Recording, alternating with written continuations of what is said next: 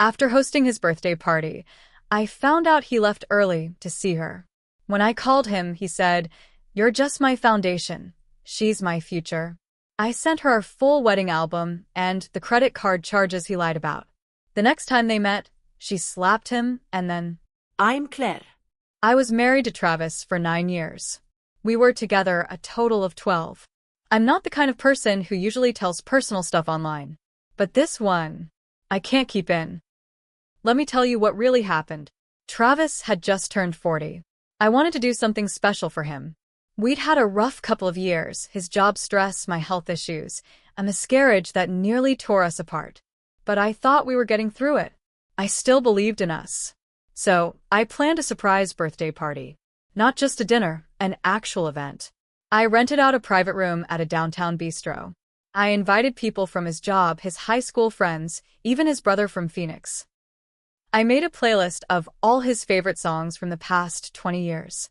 I decorated the space with pictures from his childhood, framed them all myself. Got his favorite bourbon flown in special. I even paid for the open bar and catering using our joint credit card. The same card he told me he only used for emergencies. The night of the party, everything went perfectly. Everyone showed up. He walked in and looked shocked. Smiled so big. He hugged me hard, told me, "This is amazing. You really did all this for me?" I kissed him and said, "Of course I did." He mingled. He laughed. He made a toast. Told everyone how lucky he was.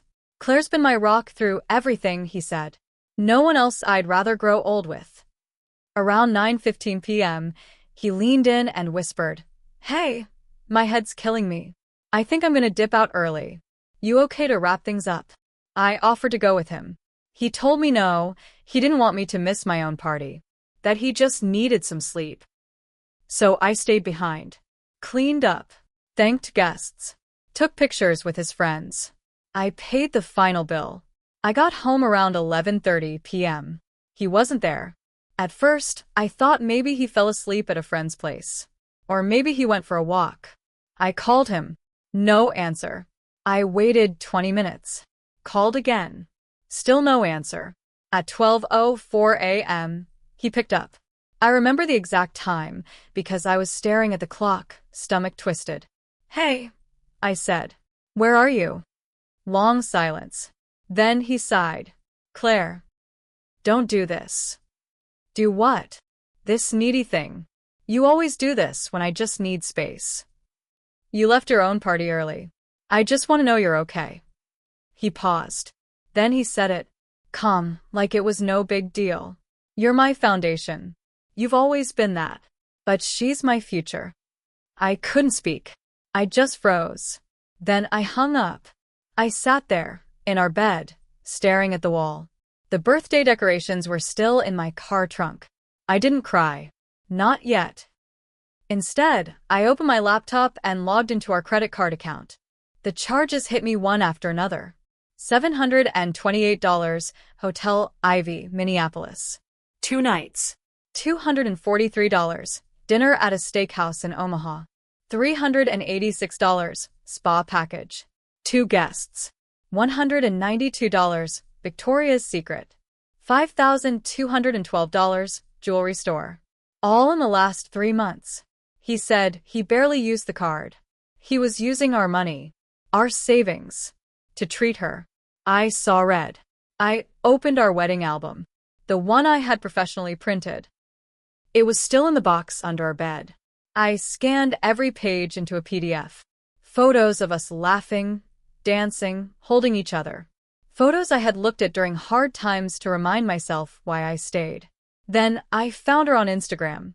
The woman I had seen tagged in a few of his recent photos from work events. She was 29. Blonde. Fit. A fitness coach or some kind of wellness consultant. I typed out a short email. Subject, "For the future you're building." You might be his future, but I was his investment. Attached, our wedding album. Also, the credit card statements he said were for work. Hope the necklace was worth it.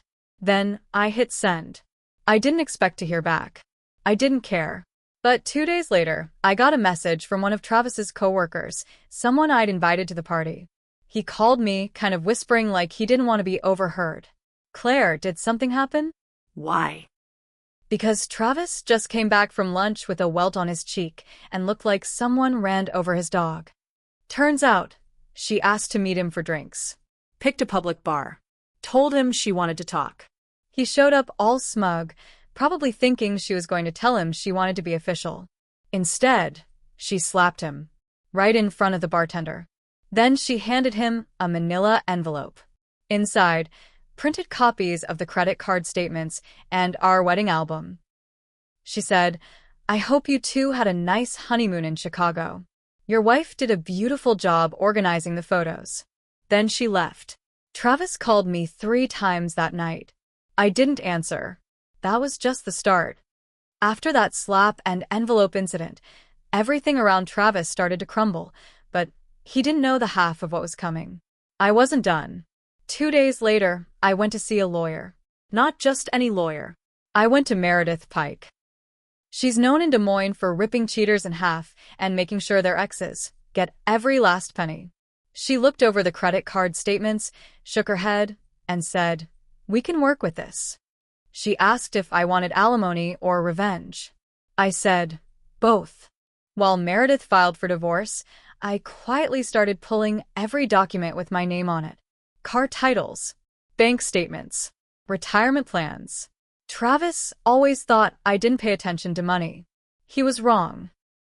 I also found out something else. The hotel charges in Minneapolis? I cross-checked the dates and realized he told me he was on a work retreat those exact days. Said he was going up there for corporate development. Told me they were staying in a Holiday Inn. Hotel Ivy is not a Holiday Inn. I called his boss. Not to rat him out. I was careful. I pretended to be confirming a detail for our taxes. His boss told me, "Oh, Travis wasn't scheduled to travel for work this quarter. Must have been personal." So I made copies of everything, his fake travel itinerary, the charges, even a screenshot of the Instagram post she made that weekend where she tagged Minneapolis Vibes Red Heart. I sent those copies to the HR department at his job. A week later, Travis was put on unpaid leave pending an investigation. Apparently, he'd been billing the company for some of those trips. Said they were client dinners. He even submitted the steakhouse receipt. And it gets better. Remember that jewelry store? The $5,212 charge? He never gave me anything from there. But I found out from his brother, who called me out of the blue, sounding real awkward, that Travis bought an engagement ring. He was planning to propose to her. Before our divorce. Using our shared money. His brother thought I should know. Said he didn't agree with how Travis handled things. That's when I lost it. Not in a crying way. In a focused way. I went back into that wedding album file, added a few extra scanned pages, our mortgage document, which was in my name only, the car title, mine too, and a final message. "This is the future he promised me. Bought with my name, my money, my time. Think twice before he builds the same lies with you." I sent it to her again. No subject line. No signature. She never replied. But she deleted every single photo of them together from Instagram. Blocked him too, apparently. Travis came to the house the following weekend. I was already staying at my sister's, so I watched him through the door cam. He stood there for 20 minutes, holding a bouquet. He left a note under the door. "Claire." I messed up. I was confused. "I don't want to lose you." He even scribbled. I ended it with her. Too little. Too late. The next day, his job let him go. Not just for the false reimbursements, but for loss of trust. HR doesn't play when you use company funds for side chicks. Then came the kicker. Turns out the ring he bought. She gave it back. And when he tried to return it, the store wouldn't take it without the original receipt, which he left in her envelope. I kept it. My lawyer used that receipt and the charges to show marital asset misuse. Meredith called it financial betrayal. It helped me win the house, the car, and spousal support for 3 years. But I wasn't done yet. A week after the court granted me temporary possession of the house and vehicle, I was sorting through Travis's old boxes in the garage, trying to figure out what I'd burn and what I'd just trash. That's when I found something I wasn't expecting. A manila envelope, wedged behind a stack of old photo albums. It had my name on it, written in his handwriting. I opened it, thinking it might be some pathetic apology or a leftover love letter. Inside was a contract. A legal one. From 3 years ago. Turns out, Travis had taken out a private loan. $40,000. The cosigner? Me. I never saw or signed this paper. But there was my signature at the bottom. That's when it hit me he forged it. He'd borrowed money from some sketchy online lender under both our names. I went straight to Meredith. She narrowed her eyes and said, "We'll subpoena the lender for the IP address and timestamp of that signature. If it wasn't signed from your devices, we've got forgery. That's criminal." While she filed that motion, I did something else. I posted in a Facebook group for local women in Des Moines. It's mostly for babysitter recommendations and restaurant tips, but every now and then, people share stories about scams or creeps to watch out for. I made a post. Has anyone ever dated or worked with a man named Travis, last name? Found out he used our marriage to fund his affair. Lied to me, lied to his company, lied to her. Just wondering if there's more I don't know. The comments exploded. Turns out, Travis had a pattern. One woman DM'd me saying he hit on her last year at a gym, claimed he was separated. Another said she went on 2 dates with him back in 2018. He told her he was a widower. A widower? I called his brother. Asked point blank if Travis had ever done this before. He sighed and said, "Claire, I didn't want to get in your business, but this isn't the first time."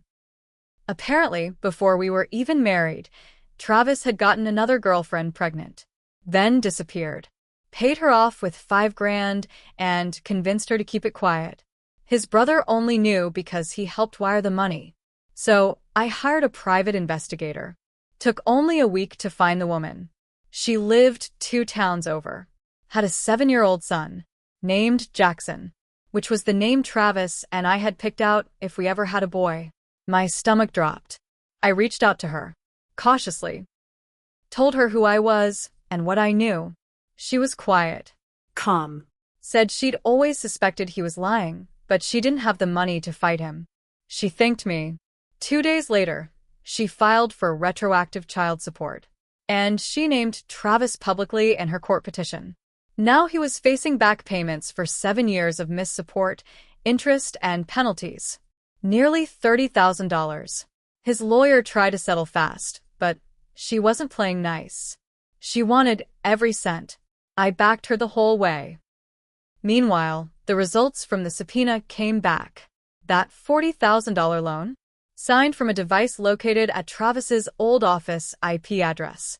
Forgery confirmed. Criminal charges filed. By the time Travis realized how deep he was buried, he'd lost his job, both women, access to the house, the car, and now had 2 lawsuits pending. His name was being quietly passed around among recruiters as someone too risky to hire. The cherry on top? His ex-girlfriend, the one he called his future, started dating someone new. A firefighter. They posted a photo on Instagram with a caption, "Sometimes you have to walk through fire to find something real." Travis messaged me again. A long, desperate email. Said he didn't recognize himself anymore. Said he wanted to rebuild from scratch and hoped I'd consider starting fresh. He ended it with, "You always believed in me more than I deserved." I missed that. I didn't reply, because I wasn't finished. I sat on that email for days. Reread it a few times. At first, I felt nothing. Then, something ugly crept in. I had believed in him. For years. I made excuses for him. I ignored red flags. I let him lie, let him waste my time, my money, my body, my trust. I let him take pieces of me and turn them into a safety net. But I wasn't going to carry that anymore. I forwarded his email to my lawyer. Then I replied to Travis. 3 words. Check the mail. A week later, the court date for the forgery charge came up. I didn't need to testify. The bank had already confirmed it wasn't my signature. The prosecution had all they needed. But I showed up anyway. Sat in the back. He looked rough. Hair messy, eyes hollow. He wore the same suit he wore to our anniversary dinner 2 years earlier. When he saw me, his face shifted, like he was relieved. Like maybe I came to support him. I didn't smile. I didn't nod. I didn't blink. They gave him 5 years probation, 400 hours of community service, and a $10,000 fine. He walked out of that courtroom with nothing left but debt and shame. And I still wasn't done. The house? I sold it. Moved out without telling him. Donated most of his stuff to Goodwill. I kept the wedding album, though. One last twist. I printed that album again. 2 copies this time. On the inside cover of both, I pasted screenshots of every lie, his texts, his charges, his fake work emails. Made it like a scrapbook of betrayal. One I mailed to his parents. The other? I sent it to Jackson. Well, to his mother, with a note that said, when he's old enough. So he knows who not to become. And me? I moved to Kansas City. Started over. Got a new job. Took back my maiden name. But I didn't forget. I carry the lessons with me. Because here's the truth people don't like to admit. Sometimes revenge isn't loud. Sometimes it's quiet. Cold. Patient. Sometimes it looks like letting a man bury himself while you hand him the shovel. He said I was his foundation. But I was the one who took the whole house down and walked away from the rubble without a scratch.